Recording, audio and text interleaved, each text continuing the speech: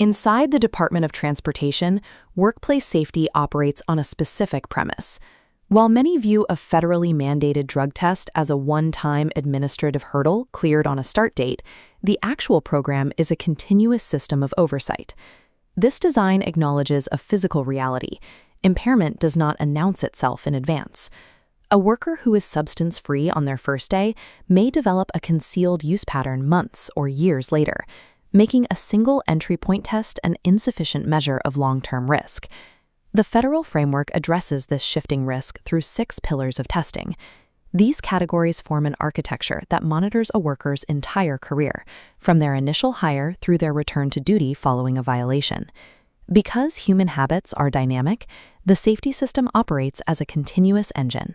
It maintains the ability to identify risk at multiple points and under multiple circumstances, ensuring that public safety does not depend on a single moment in time. Before a worker ever touches the controls of this machinery, they must pass through the pre-employment phase. This is the foundational gatekeeper for every safety-sensitive industry. This stage requires a verified negative drug test result and a mandatory check of the worker's testing history from the previous 2 years. This background check ensures that prior violations or refusals with other employers are disclosed before a new shift begins. Federal regulations prohibit an employer from allowing safety-sensitive work to begin while waiting for these results. The negative result must be in hand and verified. In this system, no news is not good news. By combining a current test with a 2-year historical audit, the system establishes a secure baseline. It ensures that eligibility is based on a clean record, preventing workers with unresolved violations from simply moving to a new company to start over. Once a worker moves into active daily operations, the timeline enters a phase of continuous monitoring. This is where random testing functions as the framework's unpredictable engine. This selection process ignores performance history. It relies on a valid method where every worker has an equal mathematical probability of selection. Unpredictability creates continuous accountability. Once selected, a worker must proceed to the collection site without delay. Any unauthorized gap is a refusal. While random testing provides a mathematical safety net, the system adds a second layer of active monitoring that relies on human eyes, reasonable suspicion testing. This category is triggered when a trained supervisor documents specific facts regarding a worker's appearance, speech, behavior, or body odor. These are observable indicators, like an unsteady gait or the odor of alcohol, that require resolution before work continues. Reasonable suspicion testing relies on documentable evidence rather than workplace rumors or supervisor hunches. This focus on observable facts protects the integrity of the process and ensures the decision is based on safety data rather than bias. These 2 categories operate together during active employment. Random testing provides inescapable mathematical oversight, while reasonable suspicion addresses immediate, observable risks that emerge during a shift. When an incident involves heavy industrial equipment like this freight train, the framework shifts to post-accident testing. However, the regulations specify that only certain qualifying accidents trigger a mandatory test. Testing requirements depend on agency-defined thresholds, typically involving a fatality or a citation issued in a crash, where a vehicle is towed or a person requires immediate medical treatment away from the scene. Alcohol and other substances leave the human body rapidly.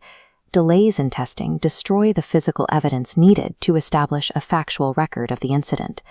Post-accident testing provides the data needed to determine if impairment was a contributing factor. This answer is essential for the regulatory record and the safety systems that rely on accurate data to prevent future disasters. Following a DOT violation, a worker enters a remediation phase that applies across all sectors, from maritime operations to commercial trucking. This process begins with the return to duty test. This test is only authorized after a worker completes a professional evaluation and a recommended course of treatment.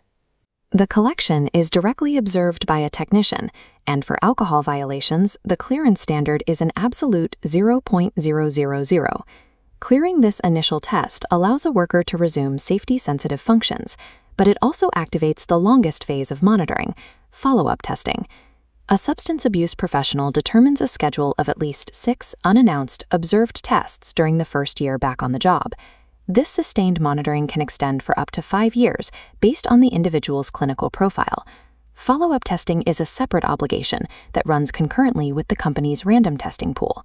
An employee in this phase is subject to both schedules, and a selection for one does not satisfy the requirements of the other. This remediation phase ensures that returning to a safety-sensitive role requires a verifiable commitment to sobriety.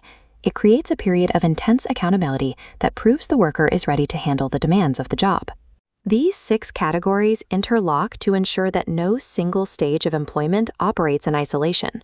Because a violation in the random pool triggers the years of follow-up monitoring, the data from one phase directly informs the requirements of the next.